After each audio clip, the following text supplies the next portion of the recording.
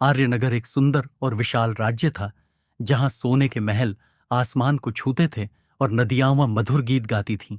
इस राज्य के राजा वीरेंद्र बुद्धिमान और पराक्रमी थे, और उनकी रानी सांझ अपनी सुंदरता और दयालुता के लिए प्रसिद्ध थी। लेकिन किस्मत ने उनके लिए एक ऐसी कहानी लिखी थी जिसमें प्यार भी था और दर्द भी। ये कहानी हमेशा याद रखी जाने वाली थी। वीरेंद्र पहले एक योद्धा थे, फिर राजा बने। लेकिन जब उन्होंने मालवा की राजकुमारी सांझ को देखा तो उनका दिल बदल गया। उनका प्यार किसी मजबूरी का नहीं, पूरा राज्य उनकी शादी से खुश था। लेकिन एक व्यक्ति दुखी था, सेनापति रौनक। वह सांझ से गुप्त रूप से प्रेम करता था, और जब उसने उसे वीरेंद्र के साथ देखा तो उसका प्यार नफरत में बदल गया। उसके दिल में विश्वासघात का बीज अंकुरित हो गया। पड़ोसी सम्राट विक्रांत ने इसे हथियाने की योजना बनाई। उसने रौनक की ईर्ष्या को भांप लिया और उसे एक लालच दिया। यदि वह वीरेंद्र के साथ धोखा करता है तो उसे सत्ता मिलेगी। एक तूफानी रात आर्यनगर पर हमला हुआ। वीरेंद्र ने बहादुरी से लड़ाई लड़ी, लेकिन असली हमला भीतर से हुआ। रौनक ने महल के दरवाजे खोल दिए और दुश्मनों की सेना शहर में घुस गई। सांझ को कैद कर लिया गया, वीरेंद्र को घायल कर कालकोठरी में डाल दिया गया। विक्रांत ने राज्य पर कब्जा कर लिया और रौनक को राजा बना दिया। लेकिन यह जीत अधूरी थी। सांझ ने उसे कभी स्वीकार नहीं किया और उसके धोखे का बोझ उसे अंदर से खा रहा था।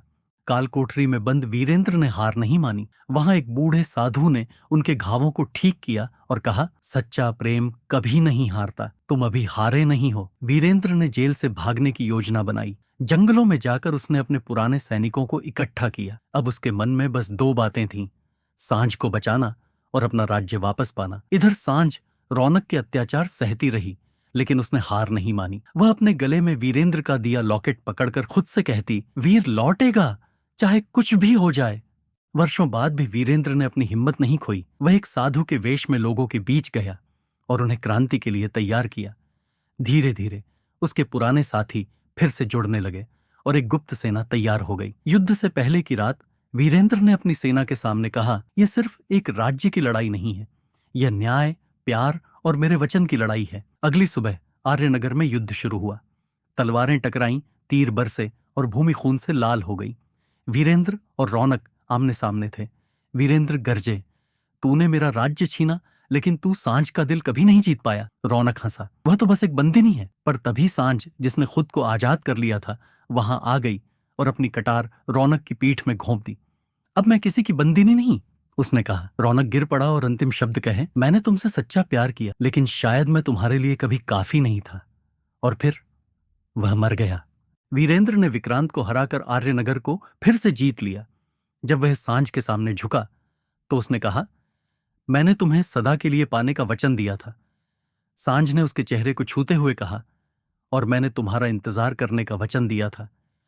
पूरा राज्य खुशी से झूम उठा। लेकिन वीरेंद्र और सांझ के दिलों में उन जख्मों की याद हमेशा बनी रही जो उन्होंने झेले थे।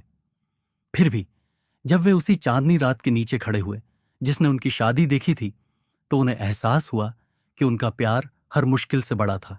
कहते हैं, उनकी आत्माएं मरने के बाद भी अलग नहीं हुई। जब भी कोई तेज हवा चलती है तो उसमें उनके प्रेम की फुसफुसाहट सुनाई देती है।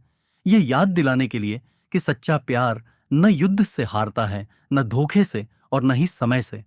इस तरह उनकी कहानी सितारों में लिखी गई, एक अनंत वचन जो प्रेम, विश्वासघात और पुनर्मिलन की निशानी बन गया।